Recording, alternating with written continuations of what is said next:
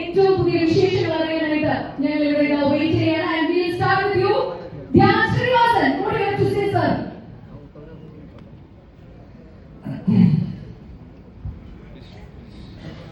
Hello.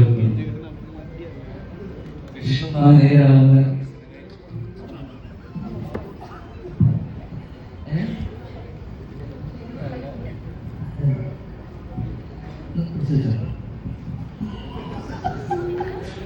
നമസ്കാരം.